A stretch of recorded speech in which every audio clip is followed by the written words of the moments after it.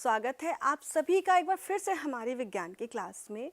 और अभी आपको जैसा कि मेरे हाथ में क्या दिख रहे हैं, 2 गिलास दिख रहे हैं। ये एक गिलास भरा हुआ है पर एक गिलास तो खाली है। अब देखिए क्या होने वाला है। जैसे ही इस गिलास के पानी को मैंने इसमें डाला तो ये गिलास तो खाली हो गया। तो बच्चों सोचिए ज़रा कि इसी तरह से हम पृथ्वी पर जो भी उपलब्ध जल है उसका इसी तरह से बिना सोचे समझे इस्तेमाल लगातार करते रहें तो क्या पृथ्वी भी हमारी इसी तरह से एक दिन खाली हो जाएगी। ये बहुत सोचने वाली बात है बच्चों कि क्या ऐसा सच में हो सकता है। तो आज हम इसी के बारे में पढ़ने वाले हैं बच्चों। यही हमारा आज का टॉपिक है। आज आप पढ़ने वाले हैं जल के बारे में, जहां आप पढ़ेंगे जल का संगठन और साथ ही साथ आप पढ़ेंगे जल के भौतिक एवं रासायनिक गुणों के बारे में। तो जैसा कि हमारा सबसे पहला प्रश्न था कि जल अगर खत्म हो गया तो हम क्या करेंगे और क्या ऐसा हो सकता है। तो बच्चों अगर हम बिना सोचे समझे जल को इसी तरह से इस्तेमाल करते रहें तो एक दिन हमें जल संकट का सामना करना पड़ सकता है, क्योंकि जल स्तर धीरे धीरे कम होता जाएगा। तो बहुत ज़रूरत है हमें जल को संरक्षित करने की और साथ ही साथ सोच समझकर जल को इस्तेमाल करने की। सबसे पहले आप देखेंगे कि जल की उपलब्धता कितनी है हमारी पृथ्वी पर। तो ये क्या है बच्चों, ये है हमारी पृथ्वी। और जितना भी इसका हरा और नीला भाग आपको दिखाई दे रहा है, सफ़ेद भाग, 3 रंग आपको दिखाई दे रहे हैं।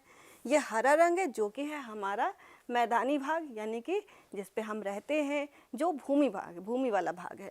इसका जो सफ़ेद है ये है आपका वो हिस्सा जहाँ पे बर्फ़ जमी होती है, और जो इसका नीला हिस्सा है वो है जहाँ पर जल है। अब आपके मन में आ रहा होगा ये तो इतना सारा पानी है, हम कितना भी यूज़ करें। लेकिन बच्चों ये जितना भी उपलब्ध जल है ये पूरा पीने योग्य नहीं होता है। अब इस जल में कितना जल किस अनुपात में होता है, चलिए आप ये देख के समझिए इन पिक्चर्स को। जैसा कि आप ये देख सकते हैं, ये बाल्टी आपको दिखाई दे रही है। जल तो इस बाल्टी के अनुपात में है, लेकिन उसमें इस मग के बराबर इतना है वो फ्रेश वाटर, यानी कि वो बर्फ़ के रूप में जमा हुआ जल है। फिर है ग्राउंड वाटर, यानी कि भूमिगत जल, जिसे कि हम पीने के लिए यूज़ करते हैं। फिर है water in river and lakes, यानी कि चम्मच के बराबर पानी है जो नदियों में और झीलों में पाया जाता है। तो इस तरह से 97% समुद्र का जल, जिसमें 2% ग्लेशियर व ध्रुव और 1% भूमिगत झील, नदी, तालाब के जल है। तो जल तो इतना सारा, लेकिन हमारे लिए कितना यूज़फुल है, इस ग्लास के बराबर। तो बहुत ज़रूरत है कि हम जल को सोच समझ के यूज़ करें। तो अब बच्चों हम आगे बढ़ेंगे और देखेंगे कि जल का संगठन कैसे होता है। अब ये समझने के लिए कि जल बनता कैसे है, अक्सर आपके मन में आप जाते होगे, इधर से देखते होगे नदी, नदी, तालाब दिखता होगा तो सोचते होगे इतना सारा पानी है, आखिर ये पानी आया कहाँ से, क्या हम भी जल को बना सकते हैं। तो ऐसे बहुत ढेर सारे प्रश्न आपके मन में भी आते होंगे। तो आज आपके सारे प्रश्नों के उत्तर आपको यहीं पर मिलने वाले हैं, बस आपको जुड़े रहना है हमारे साथ। तो ये जानने से पहले कि जल बनता कैसे है, आपको ये समझना है कि जल का संगठन होता क्या है। जल का संगठन, संगठन का मतलब ही होता है बनना। जैसा कि बच्चों कहा जाता था कि हमारा शरीर 5 तत्वों से मिलकर बना है और एक दिन हम लोग मृत्यु के पश्चात उन्हीं 5 तत्वों में विलीन हो जाएंगे। तो इसी तरह से पृथ्वी पर जितनी भी वस्तुएं हैं वो 5 तत्वों से ही निर्मित हुई हैं। ये 5 तत्व हैं जल, वायु, धरती, आकाश और अग्नि। परंतु धीरे धीरे जैसे समय बीता, हमारी ये सोच बदली और पता चला कि जल एक तत्व ना होकर एक यौगिक है। तो ये एक बहुत बड़ी उपलब्धि थी, बहुत बड़ी खोज थी।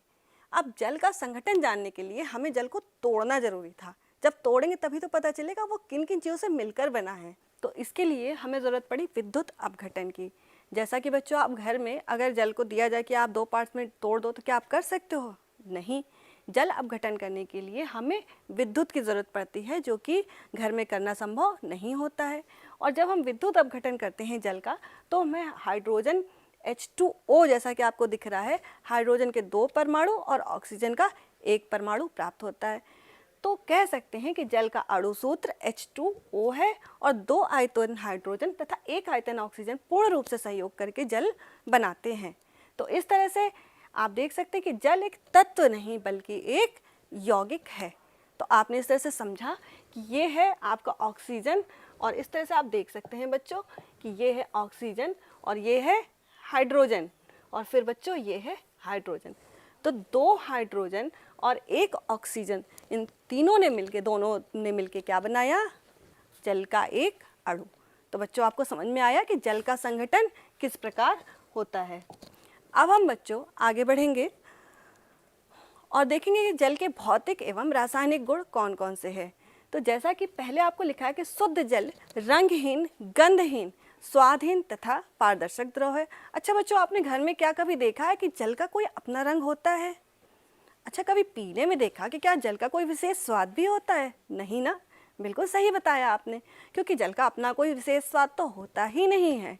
यहाँ तक कि जल पूरी तरह पारदर्शी होता है।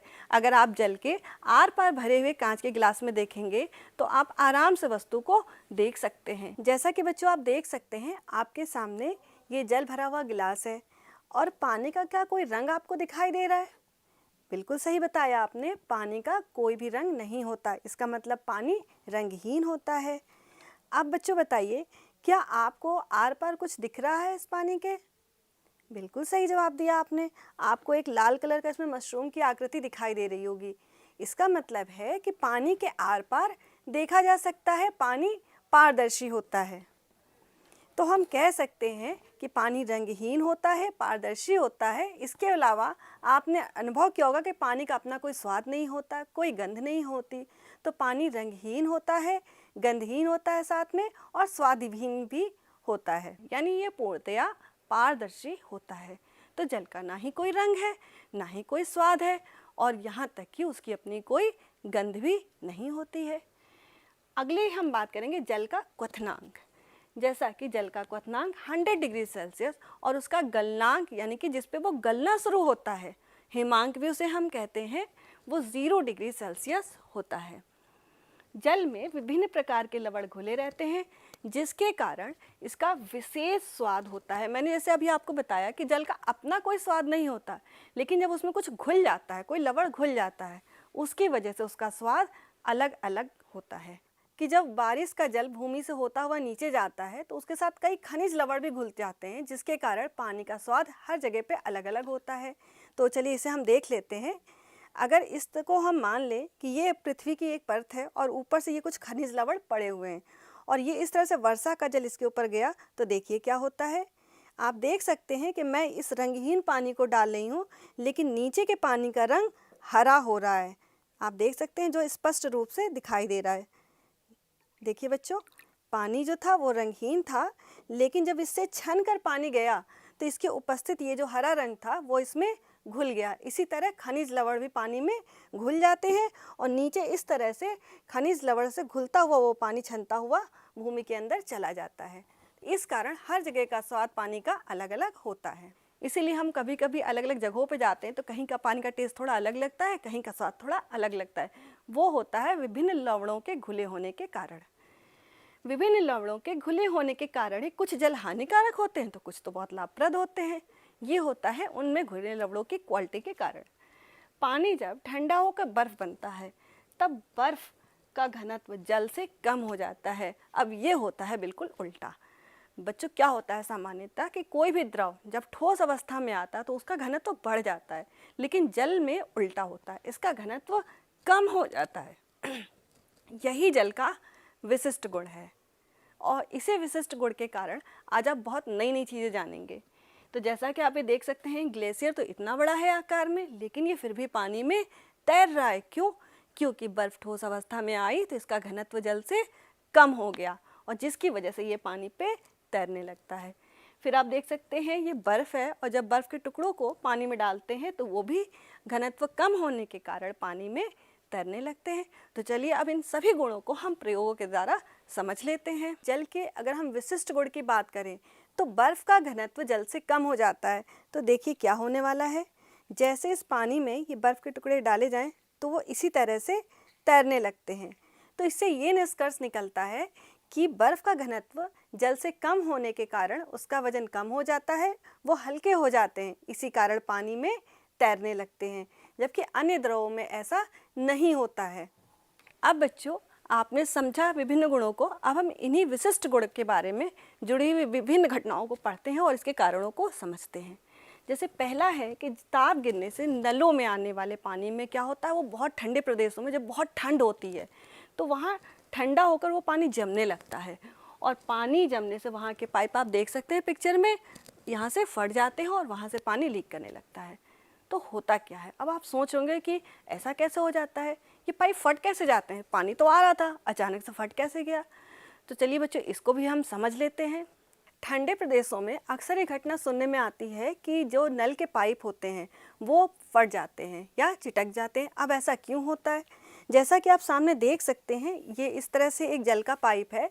तो इसमें जैसे ही ये पानी आना शुरू होता है तो क्या होता है, जब बहुत ज़्यादा टेम्परेचर नीचे चला जाता है, तापमान शून्य से भी नीचे चला जाता है, तो ये पानी आना बंद हो जाता है और अंदर का पानी पाइप में जमना प्रारंभ हो जाता है। तो जैसा कि आप सबको पता है कि जैसे ही जल द्रव से बर्फ़ की अवस्था में आता है, उसका घनत्व तो घटता है लेकिन साथ साथ आयतन बढ़ जाता है। अब क्योंकि इसमें आयतन बढ़ चुका है तो इसकी पाइप में दबाव पड़ता है। इस दबाव के कारण इस तरह से जगह जगह से पाइप फट जाते हैं। तो बच्चों, अब आपको समझ में आ गया होगा कि क्यों ठंडे प्रदेशों में ज़्यादा ठंड पड़ने पर पाइप फटते हैं। तो अभी बच्चों, जैसे आपने देखा कि किस तरह से आपने देखा कि पाइप में पानी जम गया और क्यों वो पाइप फटा। तो बच्चों, आपको समझ में आ गया होगा कि जब ठंड बढ़ती है तो पानी जम जाता है, और जब पाइप के अंदर का पानी जमता है तो उसका घनत्व तो कम होता है, लेकिन घनत्व कम होते ही उसका आयतन बढ़ जाता है। और जब आयतन बढ़ता है तो पानी उस पर बहुत दबाव पड़ता है। पाइप का साइज़ तो उतना ही है ना, तो उस पर बहुत ज़्यादा दबाव बढ़ता है, जिसके कारण पाइप जगह जगह से चिटक जाते हैं या फट जाते हैं। तो बच्चों, अब आपको ये कारण समझ में आ गया होगा। अब हम आगे बढ़ते हैं कि ये आपको दिख रहा होगा, ये चारों ओर बर्फ़ जैसी जगह जमी हुई है। अब आप सोचिए कि बर्फ़ तो जम गई पूरी झील में, इसके अंदर जो जलीय जीव आपको दिख रहा है, इस तरह से मछलियाँ और भी कई जीव जंतु होते हैं, उनका क्या होता होगा? वो जीवित रहते हैं कि मर जाते हैं? क्या होता है उनके साथ? तो अगला प्रश्न हमारा यही है कि ठंडे प्रदेश में जल में रहने वाले जीव जंतु सतह पर बर्फ़ जमने के बाद भी जीवित रहते हैं कैसे? तो ये बहुत ही इंटरेस्टिंग क्वेश्चन है। चलिए हम इसको समझ लेते हैं। तो चलिए सबसे पहले इसको आप देखिए होता क्या है। अभी जैसा कि बच्चों आप देख रहे हैं, ठीक इसी रूप में झील या नदी का पानी भी जमता है। जैसे आप देख रहे हैं कि ऊपर ये बर्फ़ की परत है और नीचे की तरफ ये जल है जिसमें जलीय जीव रह रहे हैं। होता क्या है कि जब टेम्परेचर बहुत ज़्यादा 0 डिग्री सेल्सियस से नीचे जाता है तो झील या नदी की सतह का पानी वो तो बर्फ़ बन जाता है, लेकिन बर्फ़ बनते ही जैसा कि आपको पता है जल का विशिष्ट गुण है कि उसका घनत्व कम हो जाता है, तो ये बर्फ़ ऊपर तैरने लगती है और साथ ही उसका आयतन बढ़ जाता है। आयतन बढ़ने से ये झील के या नदी के पूरे पानी को कवच की तरह इस तरह से कवर कर लेती है। तो होता है कि ये बर्फ़ की लेयर हमारे लिए बिल्कुल स्वेटर की तरह काम करती है। जैसे हम स्वेटर पहनते हैं, आप पहनते हैं, तो ठंड हमारे शरीर में अंदर प्रवेश नहीं कर पाती है और हमारे शरीर की ऊष्मा बाहर नहीं जा पाती है। ठीक उसी रूप में ये बर्फ़ की परत वातावरण की ठंडक को अंदर नहीं जाने देता और अंदर पानी की ऊष्मा को बाहर नहीं जाने देता। तो इससे बर्फ़ के ऊपर का टेम्परेचर तो 0 डिग्री सेल्सियस होता है, लेकिन इसके नीचे जो जल होता है उसका टेम्परेचर 0 डिग्री सेल्सियस से ज़्यादा होता है, जिसके कारण जल ठोस की अवस्था में नहीं बदलता और वो द्रव की अवस्था में ही बना रहता है। इस कारण इसके अंदर जलीय जीव आराम से रह सकते हैं। तो बच्चों, आपको समझ में आ गया होगा कि ऐसा क्यों होता है। तो जैसा अभी आपने बच्चों देखा कि एग्जैक्टली होता क्या है कि जिस तरह से बर्फ़ जमी झील पर, तो ये जमी हुई बर्फ़ आयतन, जैसे ही इसका आयतन बढ़ता है और घनत्व कम होता है तो बर्फ़ तैरेगी और आयतन बढ़ने के कारण ये पूरी झील को एकदम टाइटली उसके ऊपर से कवर कर लेती है। और जब कवर कर लेती है तो जैसे हम स्वेटर पहनते हैं, बिल्कुल ये स्वेटर की तरह ही काम करती है। आप स्वेटर पहनते हैं तो ठंड नहीं लगती ना आपको, आपके शरीर का जो अंदर का ताप है वो बाहर नहीं जाता और बाहर की ठंड आपके अंदर नहीं घुसने देता है। ठीक स्वेटर की तरह ही ये बर्फ़ की परत भी काम करती है। ये पानी के अंदर के टेम्परेचर यानी ताप को बाहर नहीं जाने देती और बाहर की ठंड को अंदर नहीं आने देती। तो ऊपर ऊपर तो बर्फ़ रहती है, लेकिन नीचे का जो पानी होता है वो अभी भी पूरी तरह से जमता नहीं है और वो जलीय अवस्था यानी कि जल के रूप में ही रहता है। तो ऊपर का टेम्परेचर तो बहुत कम हो जाता है, लेकिन नीचे का टेम्परेचर 4 डिग्री सेल्सियस तक बना रहता है और जमता नहीं है, जिसके कारण जलीय जीव आराम से जीवित रहते हैं। तो बच्चों, आपको ये समझ में आ गया होगा। अब हम जानेंगे कि जल की धातुओं से जब क्रिया होती है तो क्या होता है। जैसा कि आप देख सकते हैं, ये विभिन्न प्रकार की धातुएं आपको दिखाई दे रही हैं। ये एल्युमिनियम है, copper, iron, lead, magnesium, potassium, sodium, अलग अलग प्रकार की धातुएं हैं। सबको जल में रखा गया और देखा गया कि क्या क्या क्रियाएं हो सकती हैं। तो सबसे पहले आप देख सकते हैं कि जब सोडियम क्रिया करता है जल से तो बनता है सोडियम हाइड्रोक्साइड। जल की जब भी क्रिया होती है सक्रिय धातुओं से बच्चों, तो क्या बनते हैं? जब सक्रिय धातुएं जल से क्रिया करती हैं तो धातु ऑक्साइड या हाइड्रोक्साइड बनते हैं और साथ में बनती है हाइड्रोजन गैस। तो जैसा कि जब सोडियम से क्रिया हुई तो बना सोडियम हाइड्रोक्साइड और मुक्त हुई हाइड्रोजन गैस। फिर जब पोटेशियम ने क्रिया किया जल से तो क्या बना? पोटेशियम हाइड्रोक्साइड और साथ में बनी हाइड्रोजन गैस। फिर आया कैल्शियम। जब कैल्शियम की क्रिया हुई तब भी बना कैल्शियम हाइड्रोक्साइड और साथ में मुक्त हुई हाइड्रोजन गैस। फिर आया एल्युमिनियम। देख सकते हैं बच्चों इसमें एल्युमिनियम कहाँ है? ये है एल्युमिनियम। सफ़ेद सी दिखने वाली धातु होती है, आपने देखा भी होगा एल्युमिनियम के बर्तन अक्सर बड़े बड़े सफ़ेद रंग के होते हैं। तो इससे बनता है एल्युमिनियम ऑक्साइड और साथ में हाइड्रोजन गैस। फिर आता है आयरन। Fe होता है आयरन का सूत्र और जैसे ही इसकी क्रिया होती है जल से तो बनता है क्या? आयरन ऑक्साइड और हाइड्रोजन गैस। अब बच्चों यहाँ पर जब मैंने आपको आखिरी में बताया आयरन, तो देखिए बच्चों ये एक बहुत बड़ा रीज़न है जिसके कारण अभी आप पढ़ेंगे कि जंग क्यों लगती है। तो चलिए अब हम आगे बढ़ते हैं क्योंकि यही हमारा अगला प्रश्न है कि जब लोहा एक ऐसी धातु है जिसे हम जब नम वायु से जब वो क्रिया करता है तो बनता है उसका ऑक्साइड और जिसे हम कहते हैं जंग। तो चलिए इसको भी हम देख लेते हैं कि जंग दिखती कैसी है। अगर बात की जाए जंग की तो देखिए बच्चों इस कील में आपको कुछ ये लाल कलर का कुछ पदार्थ दिखाई दे रहा है, जिसे अगर हम हाथ से निकालें तो ये हाथ में लाल रंग का पाउडर जैसा लगेगा, इसे ही जंग कहा जाता है। इसके अलावा इन दो चिमटियों में आपको कोई अंतर दिखाई दे रहा है? बिल्कुल सही बताया आपने, एक में ये काले रंग का पेंट है जबकि दूसरे में नहीं है। तो जिसमें काले रंग का पेंट है वो चिमटी बिल्कुल सही है, लेकिन जिसमें पेंट नहीं है देखिए ये साइड से इसमें जंग लगना प्रारंभ हो गई है। तो इससे पता चलता है कि हम पेंट करके जंग लगने वाली वस्तुओं को सुरक्षित कर सकते हैं। जैसा कि बच्चों अभी आपने देखा कि मेरे हाथ में ये लाल लाल से निकलने वाला पदार्थ था जंग। अब ये जंग होती क्या है? तो चलिए इसको हम समझ लेते हैं और ये लगती कैसे है, कैसे शुरू होती है जंगों की। तो देखिए लगातार पानी एवं वायु के संपर्क में, जैसे अक्सर आपने देखा होगा कि खुली जगहों पे कोई लोहे का टुकड़ा छूट गया हो, कुछ दिन बाद आप उठाएंगे तो देखेंगे उसमें से लाल लाल जैसा सा हाथ में लग रहा है। बस बच्चों वही जंग होती है। सामने आप ये पिक्चर में देख पा रहे होंगे कि ये सब आपको दिख रहा है लाल लाल सा, ये इसमें यही बस ये पोर्शन जो आप देख रहे हैं ये है जंग। तो जब किसी लोहे की धातु की बनी हुई कोई भी चीज़ हम लगातार पानी एवं वायु के संपर्क में रख देते हैं तो क्या होता है? लोहे में जंग लग जाती है और बस यही क्रिया लोहे का संक्षारण कहलाती है। तो क्योंकि जंग लगने से लोहा नष्ट होता, धीरे धीरे खत्म होने लगता है, तो संक्षारण का मतलब ही होता है नष्ट होना। तो जंग लगने की जो क्रिया है यही कहलाती है लोहे का संक्षारण। अब इसके उपाय क्या हैं? हम कैसे रोक सकते हैं इसको? तो इसके लिए लोहे में जंग लगने से बचाने के लिए बस बहुत आसान है, इसके ऊपर हम किसी भी धातु का या भी किसी भी तरह का हम पेंट कर दें तो हम इसको जंग लगाने से बचा सकते हैं, क्योंकि एक अवरोधी परत की तरह वो पेंट काम करेगा और वो वायु उसके संपर्क में लोहे के नहीं आएगी जिससे जंग नहीं लगेगी। तो ये है उपाय जिसके द्वारा हम जंग लगने से बचा सकते हैं। तो बच्चों आज हमने क्या क्या सीखा? सबसे पहले हमने जाना कि जल का संगठन क्या है। जल के संगठन में आपने समझा कि जल किससे किससे मिलकर बना है? हाइड्रोजन और ऑक्सीजन से। फिर था जल के भौतिक एवं रासायनिक गुण, जिसमें कि हमने बहुत सारी नई नई चीज़ों के बारे में चर्चा की और साथ ही एक जल का विशिष्ट गुण था जिससे जुड़े हमने तरह तरह के प्रश्नों को समझा, नए नए तथ्यों को जाना और आज आपने बहुत से प्रयोगों को भी देखा और सीखा। तो आज आपने समझ लिया कि जल का संगठन क्या होता है, जल के भौतिक एवं रासायनिक गुण क्या होते हैं। तो बच्चों अब हम करते हैं शुरू गृह कार्य। पहला हमारा प्रश्न है जंग लोहे का है। तो जंग लोहे का क्या है? ऑक्सीकरण, यानी कि जब लोहे का ऑक्सीडेशन होता है यानी कि ऑक्सीकरण होता है तो क्या बनता है? जंग लगती है लोहे में और इसी क्रिया को हम कहते हैं संक्षारण। जल में हाइड्रोजन तथा ऑक्सीजन का अनुपात क्या होता है? ये होता है 2:1। जल का घनत्व कितने ताप पर अधिकतम होता है? तो जल का घनत्व 4 डिग्री सेल्सियस ताप पर अधिकतम होता है। जंग लोहे का क्या होता है? संक्षारण होता है। बिल्कुल सही, आप भी इसको नोट करते जाएं।